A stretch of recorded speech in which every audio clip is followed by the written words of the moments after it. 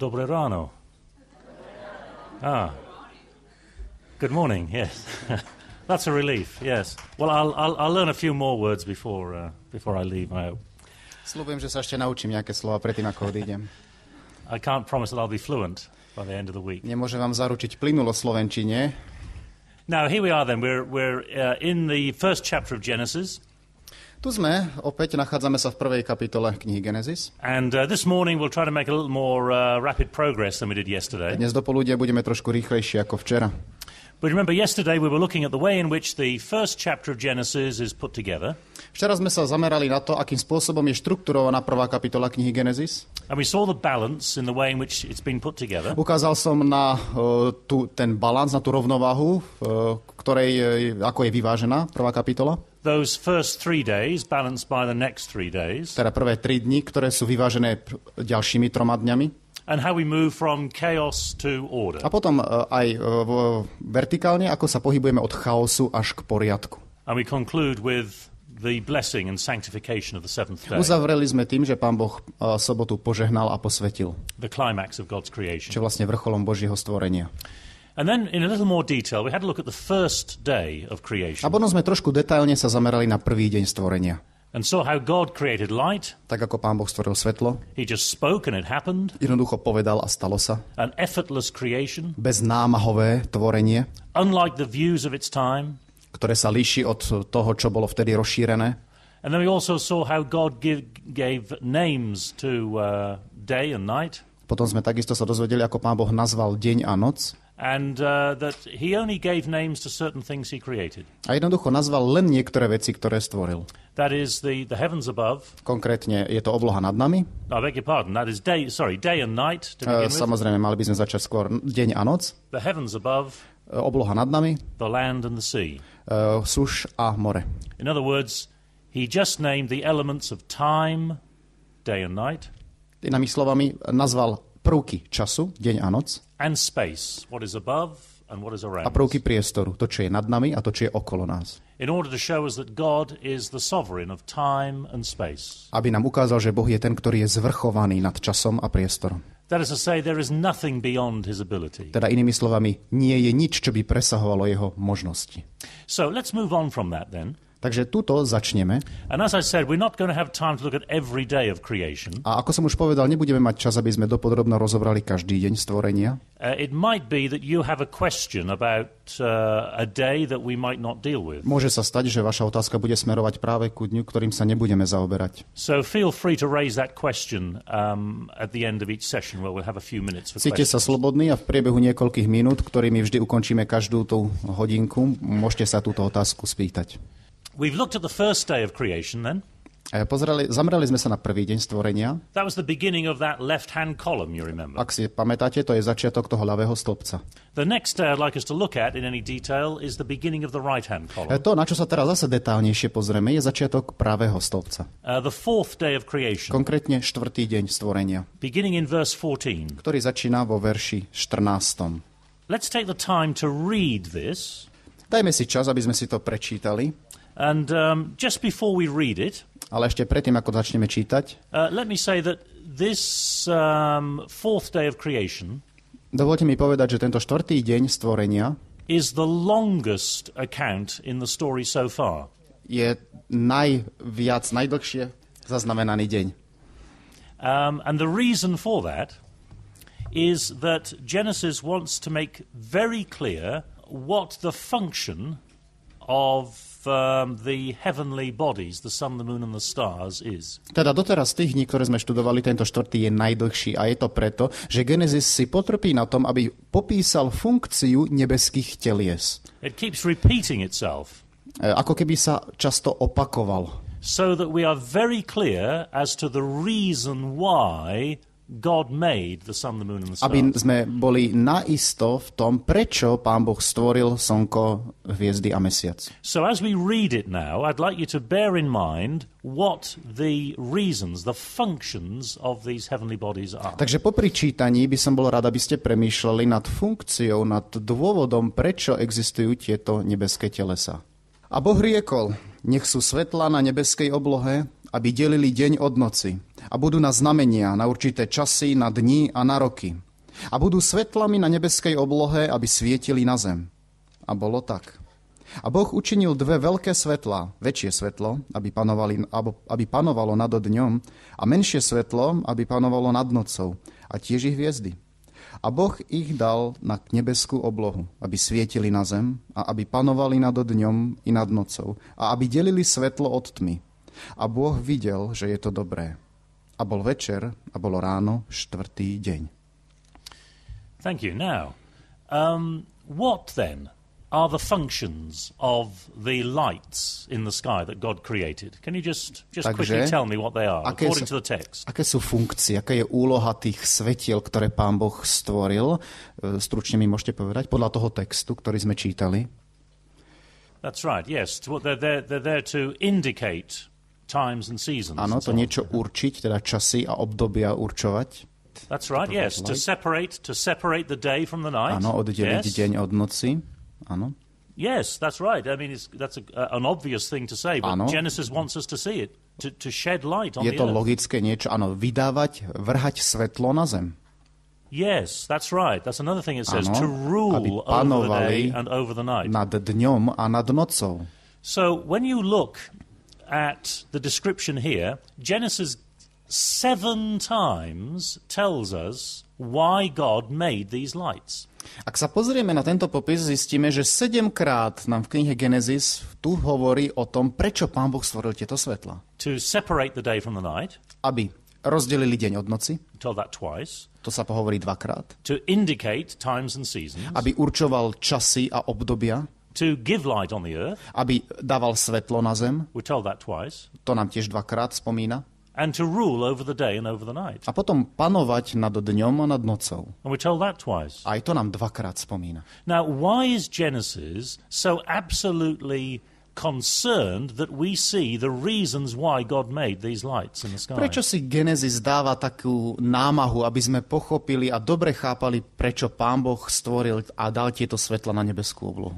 We come back once again to what I was saying yesterday. Opäť sa vrátime k tomu, čo už som spomínal včera. That Genesis is against the views of its time. Pamätajme na to, že Genesis je proti všeobecnej mienke svojej doby. And for somebody at the time that Genesis was written, a pre niekoho, kto žil vtedy, keď kniha Genesis bola písaná, when they read these words, keby čítali tieto slova, they would be absolutely amazed. Boli by úžasnutí. Not by what Genesis says the lights are for. Ani nie tým, prečo Genesis hovorí, na čo sú tieto svetlá.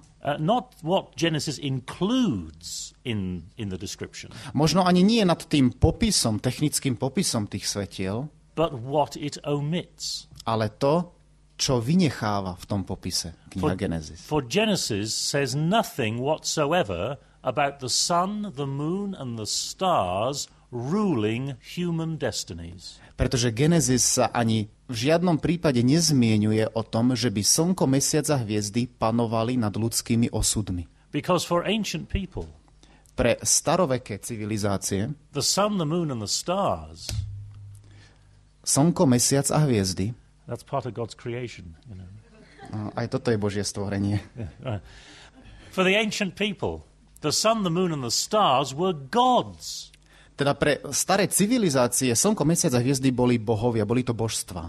And our lives, our destinies were ruled by the position of the sun, the moon and the stars. A teda naše životy a naše osudy boli determinované pozíciou, v ktorej sa nachádzali tieto nebeské telesa. And that is why Genesis goes out of its way to tell us why God created them. A preto Genesis si dáva tú námahu, aby nám povedalo a objasnilo, prečo Pán Boh stvoril tieto svetla. Look up there, says Genesis, and what do you see? Genesis hovorí, pozrite sa hore, čo vidíte? You see lights. Vidíte svetla.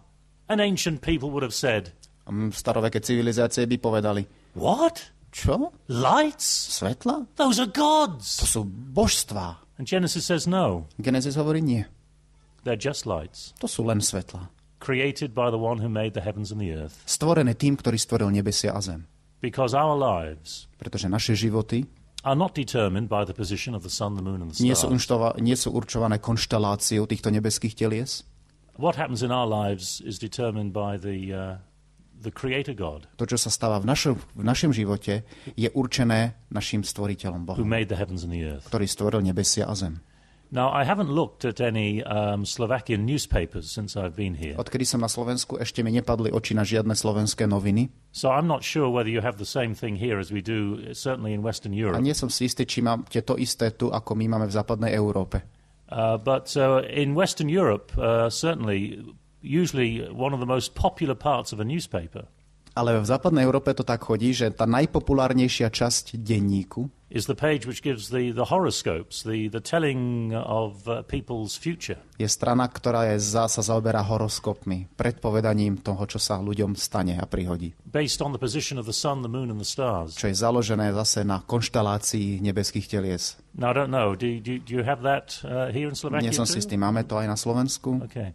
So it isn't just Genesis against an ancient Zase practice. vidíme, že Genesis nenapadá len niečo, čo v staroveku sa praktizovalo, v dobe, kedy bola písaná táto kniha. You remember what I said yesterday? Genesis is not only against its own time. Pamätajme na to, že to nie je len niečo, proti čomu Genesis bojuje v tom čase, It is out of step with our own time as well. ale takisto je úplne mimo učenia a všeobecne rozšíreného názoru dneška.